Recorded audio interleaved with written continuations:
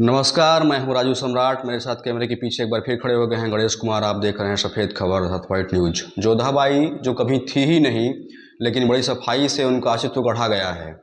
हम सब झांसे में भी आ गए।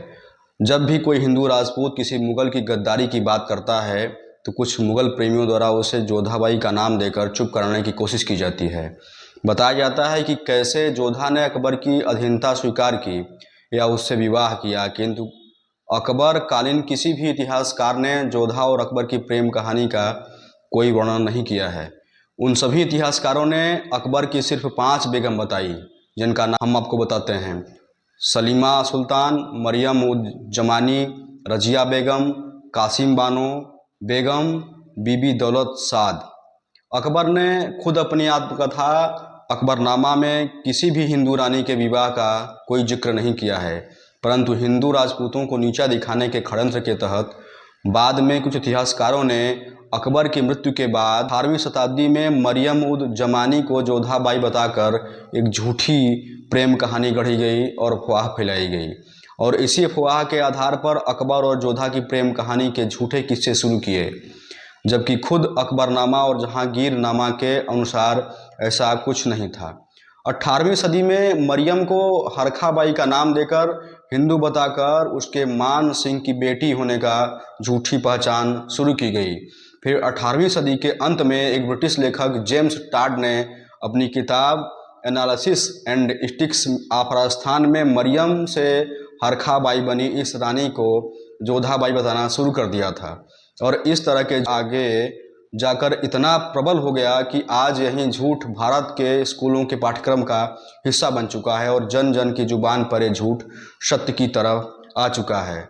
और इसी झूठ का सहारा लेकर राजपूतों को नीचा दिखाने की कोशिश की जाती है। जब भी जोधाबाई और अकबर के विवाह प्रसंग की सुनता या देखता हूँ तो मन में सवाल कौंधने लगते हैं। आन बान और शान के लिए मन मिटने वाले, शूरवीरता के लिए पूरे विश्व में प्रसिद्ध भारतीय क्षत्रिय अपने अस्मिता से क्या कभी इस तरह का समझौता कर सकते हैं? हजारों की संख्या में एक साथ अग्निकुंड में जौहर करने वाली छतरानियों में से कोई स्वेच्छा से किसी मुगल से विवाह कर सकता है? जोधा और अकबर की प्रेम कहानी पर केंद्रित अनेक फिल्मों और टीवी धारावाहिकों ने मेरे मन की टीस को पूरी किताब पढ़ने के बाद घोर आश्चर्य तब हुआ जब पूरे पुस्तक में जोधाबाई का कोई उल्लेख ही नहीं मिला। जो जहांगीर की आत्मकथा है उसमें भी एक आश्चर्यजनक रूप से जहांगीर ने अपनी माँ जोधाबाई का एक भी बार जिक्र नहीं किया। हाँ, कुछ स्थानों पर हीर कुंवर और हरकाबाई का जिक्र जरूर मिला था। अब जोधाबाई के बारे में सभी ऐतिहासिक दावे झूठे समझ आ रहे थे।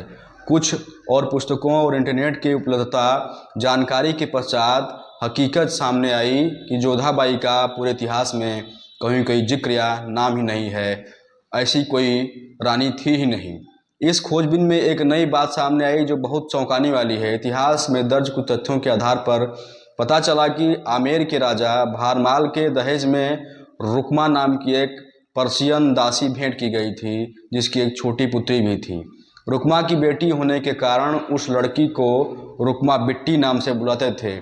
आमेर की महारानी ने रुकमा बिट्टी हीर कुंवर का नाम दे दिया। हीर कुंवर का लालन पालन राजपूताना में हुआ, इसलिए वह राजपूतों के रीति रिवाजों से भली भांति परिचित भी हो गई।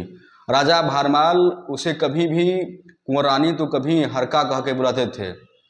राजा भारमाल ने अकबर बेवकूफ़ बनाकर अपने पर्शियन दासी रुकमा की पुत्री हीर कुंवर का विवाह अकबर से करा दिया, जिसे बाद में अकबर ने मरियम उज जमानी का नाम दिया।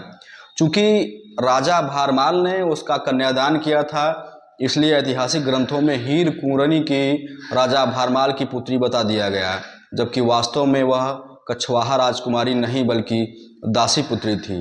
राजा भारमाल ने यह विवाह एक समझौते की तरह किया। राजपूती भाषा में कहें तो हल्दी चंदन किया था। इस विवाह के विषय में अरब में बहुत सारी किताबें भी हमें देखने को मिल जाएंगी।